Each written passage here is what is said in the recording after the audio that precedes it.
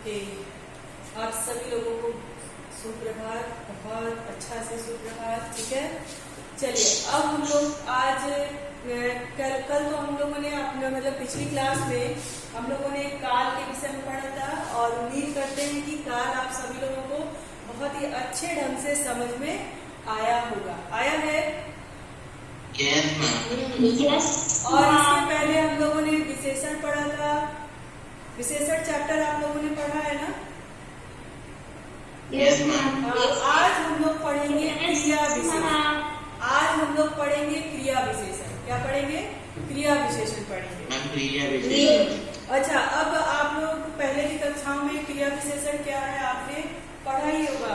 तो विशेषण और क्रिया विशेषण, ठीक है, तो दोनों में अंतर कोई बताएगा कि विशेषण क्या है और क्रिया विशेषण क्या है?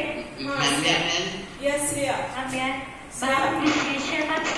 सर्वनाम की विशेषता प्रकट करते हैं, परिणाम जो क्रिया विशेषण है वो क्रिया की विशेषता बताते हैं। हाँ, क्रिया की विशेषता बताते हैं, उसे हम क्या कहते हैं? क्रिया विशेषण कहते हैं। इंग्लिश में आप इसको एडवर्ब कहते हो। क्या कहते हो? एडवर्ब कहते हो। ठीक, चलिए देखिए, जो शब्द क्रिया की विशेषता बताते हैं वे क्या कहलाते हैं? क्रिया विशेषण कहलाते हैं। क्रिया विशेषण के मुख्य कितने भेद होते हैं? तो 4 भेद होते हैं। कितने भेद होते हैं? 4 भेद होते हैं। कौन कौन से? क्रिया विशेषण के मुख्यतः कितने भेद होते हैं? आपको स्क्रीन दिख रहा है बच्चों? Yes, स्क्रीन आपको दिख रही है? No, ma'am. हाँ, No, ma'am. Okay okay okay.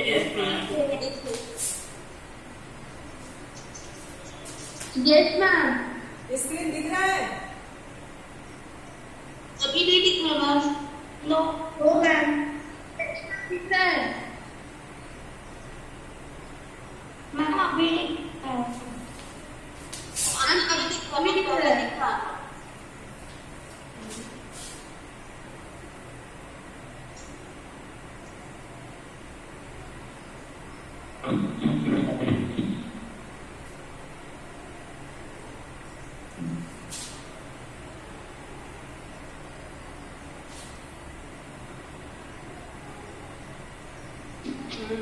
अभी दिख रहा है?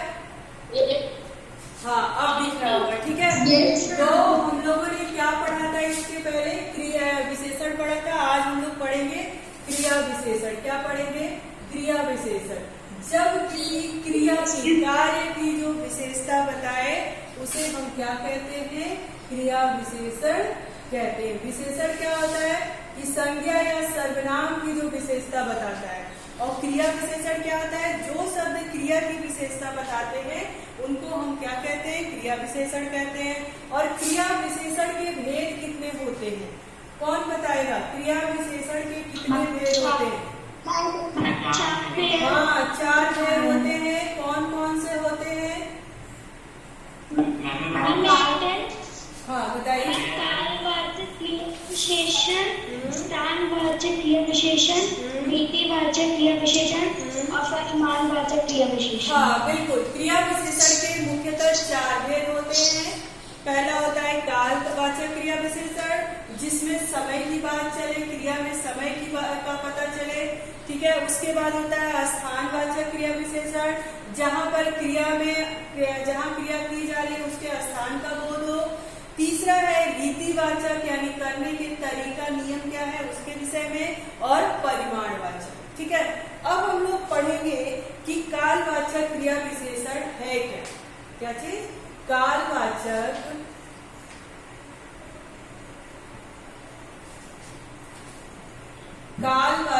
क्रिया विशेषण। Excuse me ma'am. यस, अभी हमारे स्कूल पे साइंस का चैप्टर है basically. Yes ma'am, please the science का चैप्टर है। क्या बेटा? Yes ma'am. मैम स्क्रीन में व्हाइट बोर्ड नहीं दिख रहा है। व्हाइट बोर्ड नहीं दिख रहा है? जो हम लिख रहे हैं वो नहीं दिख रहा आपको? अच्छा, जो मैं लिख रही हूँ आपको नहीं दिख रहा है।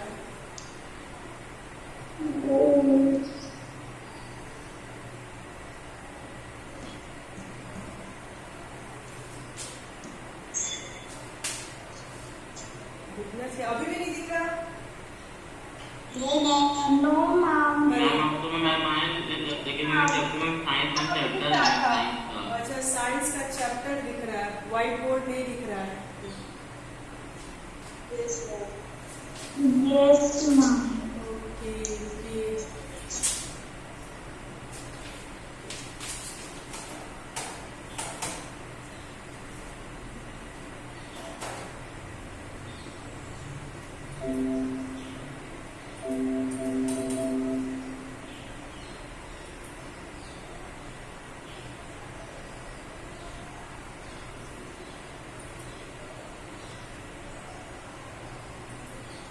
अब दिख रहा है बच्चों?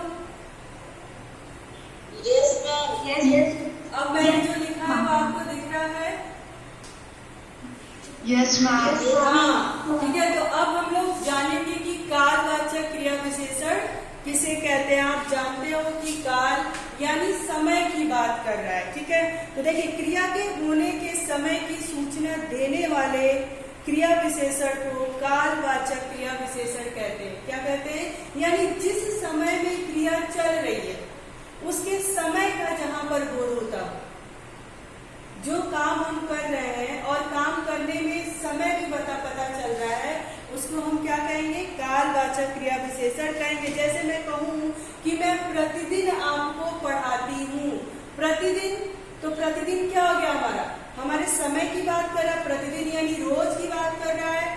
यहाँ पर समय बता रहा है, रोज की बात कर रहा है ना। प्रतिदिन का मतलब होता है रोज।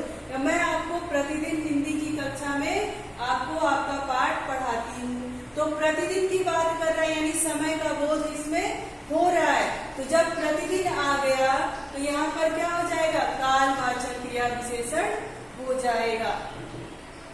मैं कहूँ कि सिमरजोत प्रतिदिन क्रिकेट खेलने जाता है, तो क्रिया की तो विशेषता बता रही हूँ, लेकिन कौन सी क्रिया की? प्रतिदिन, यानी वो रोज जाता है, तो उसके क्रिया की विशेषता में समय की बात कर रहा है, काल की बात कर रहा है, इसलिए ये क्या हो गया? काल। हाँ, जैसे कि मैम हम प्रतिदिन पढ़ते हैं। हाँ, हम प्रतिदिन पढ़ते हैं। मैं दिन भर टीवी देखता हूँ। अब दिन भर की बात कर दिया, मैं टीवी देखता हूँ, ये तो क्रिया हो गई। लेकिन अब मैं दिन भर टीवी देखता हूँ, यानी ये पूरे दिन क्या हो गया? तो समय का बोध हो रहा है यहाँ पर, यानी हमें अंदाजा लग रहा है कि ये सुबह से लेकर के शाम तक टीवी देख रहा है। तो यहाँ पे क्या हो गया? क्रिया विशेषण हो गया, कालवाचक क्रिया विशेषण हो गया। यानी जिस भी क्रिया में काल की बात हो, समय की बात हो, समय की सूचना देने वाले क्रिया विशेषण हो, वहां पर कालवाचक क्रिया विशेषण होता है। मैं दिन भर टीवी देखता हूँ, यानी यहाँ पे समय की सूचना हो रही है, मिल रही है हमें दिन भर। यानी हो सकता हो कि सुबह से लेकर के शाम तक, सुबह 8 बजे से लेकर के शाम के 5 बजे तक समय की बात यहाँ पे चल रही है, यहाँ पे समय की सूचना मिल रही है।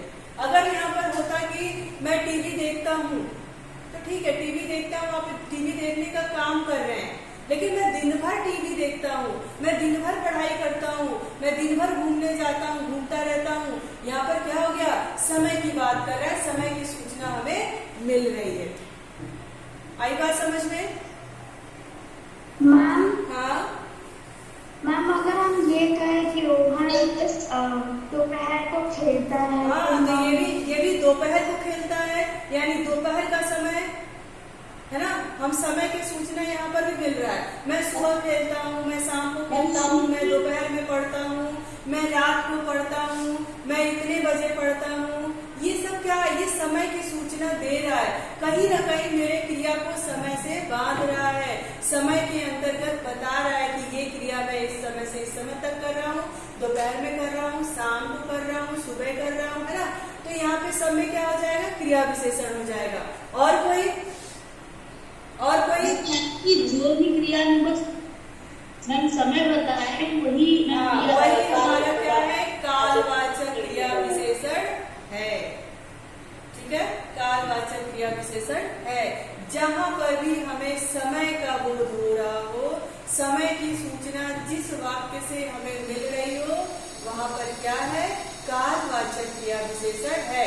ध्यान रखिएगा, क्रिया विशेषण के अंदर ही जब ये क्वेश्चन पूछे तभी आप वहां पर कालवाचक क्रिया, रीतिवाचक, प्रश्नार्थवाचक विशेषणवाचक की बात करेंगे। ठीक है, अब काम जिसमें पढ़ाया गया वहां पे कालवाचक क्रिया विशेषण नहीं हो सकता। ये सिर्फ क्रिया की विशेषता में समय का, स्थान का, नियम की बोध हो, वहां पे इसकी बात करेंगे। ठीक है, तो कालवाचक क्रिया विशेषण में यानी क्रिया के होने के समय की सूचना अगर हो देने वाले क्रिया विशेषण को कालवाचक क्रिया विशेषण कहते हैं। अब जैसे आप उदाहरण समझ लीजिए कि जिस वाक्य में आज, कल, कब, परसों, प्रातः, दिन भर, लगातार, सदा, निरंतर, ये ऐसे शब्द आए जिन वाक्यों में, वहां पे सब में क्या होगा? कालवाचक क्रिया विशेषण होगी। अब हम बात करते हैं अस्थानवाचक। किसकी बात करते हैं? अस्थानवाचक। अब एक सरल तरीके से समझ लीजिए कि जिस भी क्रिया में स्थान का बोध हो, स्थान की सूचना हो, वहां पर क्या होता है? स्थानवाचक क्रिया विशेषण होता है। क्या होता है? स्थानवाचक क्रिया विशेषण होता है। आ रहा है समझ में कि स्थानवाचक क्रिया विशेषण क्या है? क्रिया के होने के स्थान, क्रिया के होने के स्थान या दिशा का बोध कराने वाले स्थानवाचक क्रिया विशेषण कहलाते हैं। क्रिया का स्थान, क्रिया का स्थान है, हाँ मैम जिसमें स्थान आया तो उसी क्रिया विशेषण स्थानवाचक क्रिया विशेषण। हाँ बिल्कुल, जिसमें स्थान आए, दिशा आए, तो वहां पर हमारा क्या होगा? स्थानवाचक क्रिया विशेषण हो जाएगा। जैसे मैं कहूँ कि मैं छत पर बैठा हूँ, चिड़िया पेड़ पर बैठी है, देवांश स्कूटर पर बैठा है, हाँ देवांश स्कूटर पर बैठा है, सिमरजोत अपने कमरे में बैठा है, श्रेया कुर्सी पर बैठी है। तो ये सब क्या हो गया? उसके स्थान का बोध करा रहा है। यानी जो श्रेया, देवांश और सिमरजोत जो काम कर रहे हैं, जो क्रिया कर रहे हैं, उनके स्थान का बोध करा रहा है, उनके स्थान को बता रहा है। तो वहां पर क्या हो गया? स्थानवाचक क्रिया विशेषण हो गया। ठीक है, जैसे कहूं कि तनु और तान्या आमने सामने बैठी हैं, जॉनी और अनुराधा आमने सामने बैठी हैं, यानी उनके बैठने का स्थान यहाँ पर बताया जा रहा है। उनके बैठने का स्थान, उनके बैठने की दिशा, आमने सामने क्या हो गया? एक दिशा की बात कर रहा है ना? तो आमने सामने बैठी हैं। भगवान का मंदिर पूर्व दिशा में है, मुंबई शहर पश्चिम दिशा में बसा है। हम दिशा की बात कर रहे हैं। ठीक है, ठीक है। मैं ट्रेन पर के पिछली सीट में बैठा हूँ, मैं अपने कमरे में कुर्सी पर बैठा हूँ, तो यहाँ पर स्थान की बात हो गई। यह सामान उस मेज पर ले जा करके रख दो, स्थान की बात हो गई। ठीक है, तो यहाँ पर जहाँ पर स्थान और दिशा की बात हो, जिस क्रिया में स्थान और दिशा की सूचना मिले, वहां पर क्या हो गया?